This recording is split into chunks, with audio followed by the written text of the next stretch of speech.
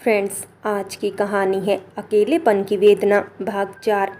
पिछले भाग में आपने पढ़ा, जब सोनल के हाथ पर कॉफ़ी गिर जाती है तो विक्रांत उसको कमरे में बने वॉशरूम में ले गया और उसने सोनल के हाथ को नल के नीचे लगा दिया और उसको हल्की सी डांट फटकार लगाते हुए बोला, आपका ध्यान कहाँ था? ये तो ज़्यादा कॉफ़ी आपकी कलाई पर नहीं गिरी, वरना आपकी कलाई जल जाती।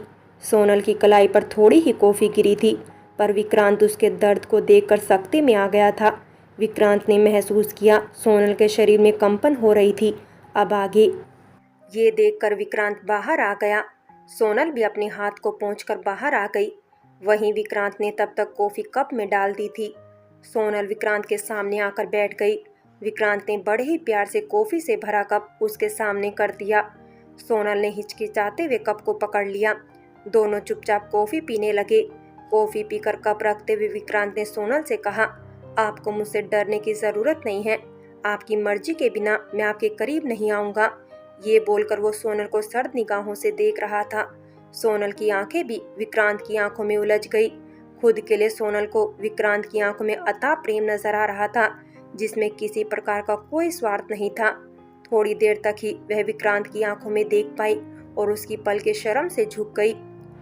वहीं दूसरी तरफ नीचे पंडित जी विक्रांत और सोनल की कुंडली मिला रहे थे।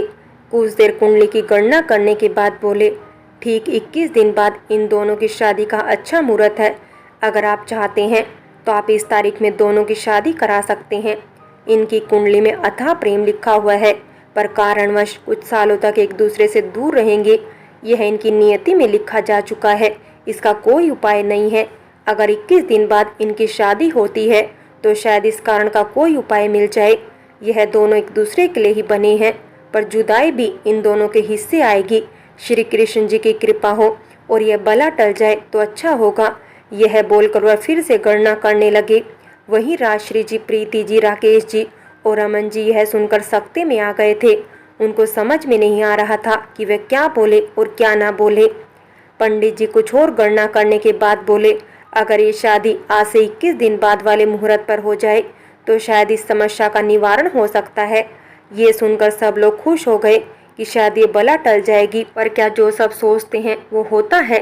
पंडित जी अपनी दान दक्षिणा लेने के बाद चले गए। पंडित जी की बात सुनकर भले ही वो खुश हो गए हो, पर डर भी उनके मन में था, कहीं ये बात सच ना हो जाए। राजश्री जी बोली, बहन जी अब तो शादी की तैयारी कर लीजिए। बहुत ही कम दिन है, 20 दिन है हमारे पास में, और आज का दिन तो समझो गया ही। प्रीति जी भी बोली, हाँ बहन जी, हम आज से ही कुछ ना कुछ तैयारी कर लेंगे। अमन जी बोले, भाई साहब शादी में जो आप दहेज लेंगे उसकी लिस्ट तैयार कर देते तो अच्छा रहता। ये सुनकर राकेश जी ने प्रीति जी की ओर देखा, जो उनकी तरफ मुस्कुराते हुए देख रही थी। उन दोनों में कोई आपस में बात हुई तो राकेश जी अपने सोफे से उठकर अमन जी के पास आकर बैठ गए और उनके हाथों को अपने हाथ में लेकर बोले, भाई साहब हम तो हीरा मोती, सोना चांदी, आपके घर की खुशियाँ, बाकी सब कुछ ले जा रहे हैं, तो यह बहुत है हमारे लिए। हमारे घर धन बहुत है, बस खुशियों की कमी थी और वह पूरी हो रही है, तो हमें बाकी किसी चीज़ की ज़रूरत नहीं है। ये सुनकर राजश्री जी और अमन जी के चेहरे पर मुस्कान खिल गई। उन्होंने सपने में भी नहीं सोचा था वह सिर्फ अपनी बच्ची को विदा करेंगे, बाकी कुछ नहीं देंगे। अमन जी बोले, भाई साहब मेरी इकलौती बेटी है, इसलिए मैं कुछ ना कुछ तो उसको ज़रूर दूंगा। वैसे भी मेरा सब कुछ तो उसका ही है, पर मैं अपनी खुशी अपने मन की उसकी शादी में पूरी कर लेने वाला हूँ।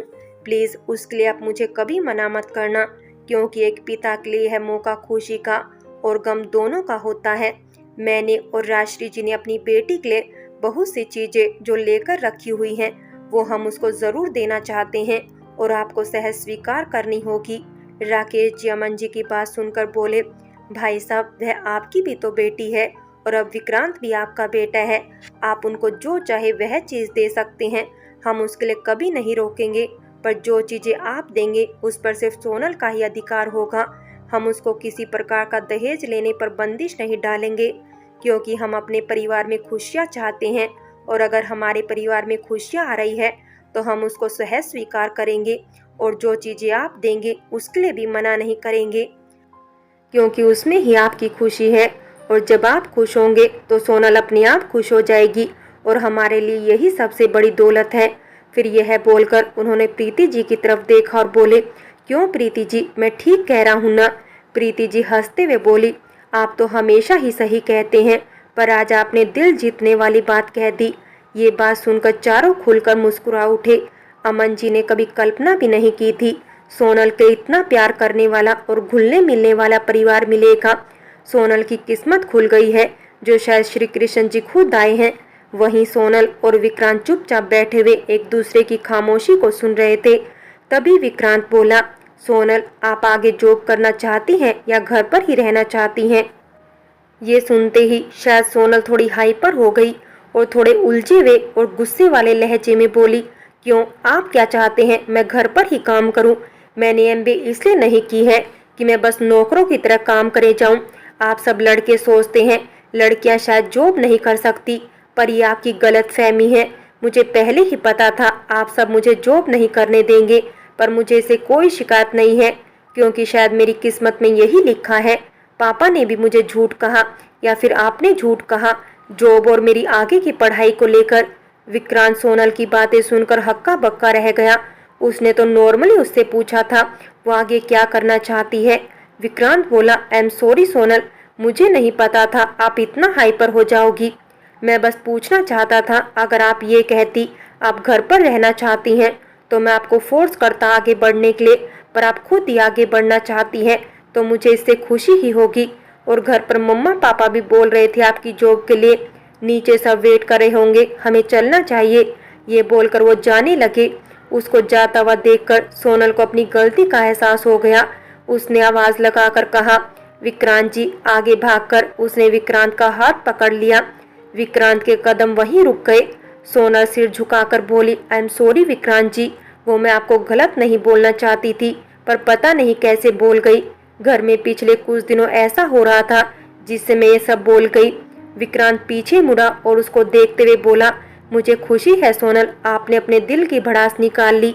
मैं यही चाहता था, मैं नाराज नहीं हूँ, चलो नीचे चलते हैं। ये बोलकर उसने सोनल का हाथ कसकर थाम लिया। विक्रांत और सोनल की शादी की डेट 21 दिन बाद फिक्स करके विक्रांत के परिवार वाले अपने घर चले गए थे। विक्रांत की कही हुई बातें और उसका स्वभाव सोनल को खूब भा गया था। दोनों हर रोज बात कर लेते थे। दोनों ही अपनी शादी का बेसब्री से इंतजार कर रहे थे। दोनों एक दूसरे के नजदीक आ रहे थे। विक्रांत तो पहले ही सोनल का दीवाना था, पर अब सोनल भी विक्रांत की दीवानी हो रही थी। शादी की शॉपिंग दोनों परिवार साथ ही करते थे तो एक दूसरे को देख लेते, पर मिलना पॉसिबल नहीं था। देखते देखते शादी का दिन भी आ गया था। सोनल की धड़कनें तेज थी। वो सोच रही थी, आज तक उसने कोई काम नहीं किया, उसने कोई जिम्मेदारी नहीं संभाली थी, पर अब बड़ी बड़ी जिम्मेदारी संभालने का वक्त आ गया था। सारी रस्में करने के बाद आज सोनल और विक्रांत की शादी का दिन था। मिश्रा हाउस में बारात निकलने की तैयारी हो रही थी। तैयार होने के बाद विक्रांत खुद को शीशे में निहार रहा था। उसने पिंक कलर की शेरवानी पहन रखी थी, गले में राजवाड़ी पिंक और व्हाइट मोतियों की माला।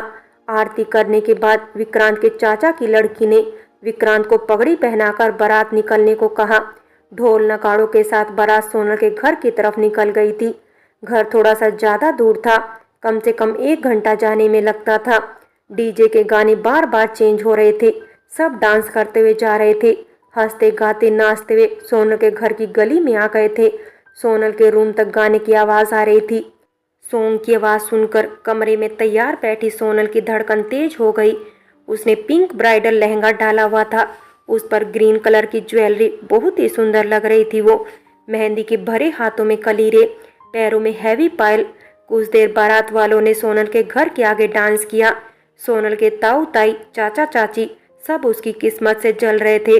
सोनल ने अपनी किसी फ्रेंड को अपनी शादी में नहीं बुलाया, क्योंकि वो खुद अभी अपनी शादी के बारे में उन्हें कुछ नहीं बताना चाहती थी।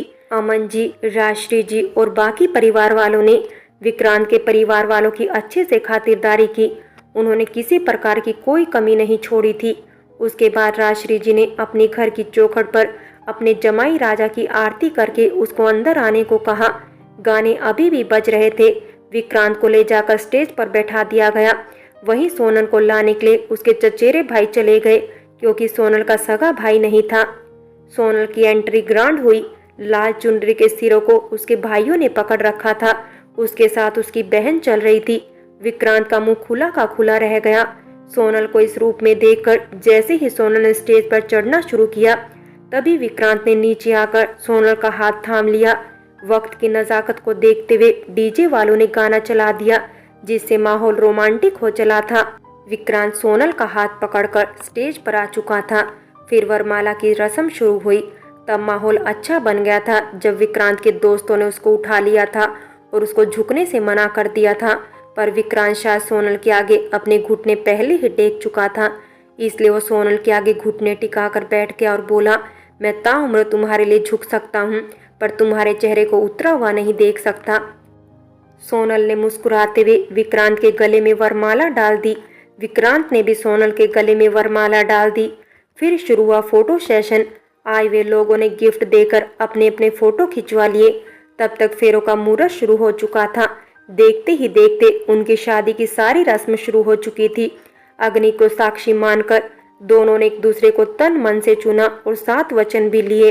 सोनल के गले में मंगलसूत्र और मांग में सिंदूर सजाकर विक्रांत ने सोनल को अपना बना लिया था। दोनों आज अटूट बंधन में बंध गए थे। इसके बाद सोनल ने और विक्रांत ने साथ में एक प्लेट में खाना खाया। बाकी बाराती भी खाना खा चुके थे। दिन में मुहूर्त में उनकी शादी हुई थी तो 5:45 बजे सोनल की विदाई होनी थी।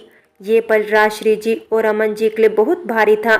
उन्होंने अपने दिल पर पत्थर रखकर सोनल को विदा किया। पूरे रास्ते सोनल सुबकते हुए आई। फ्रेंड्स, बाकी की कहानी अगले भाग में देखें।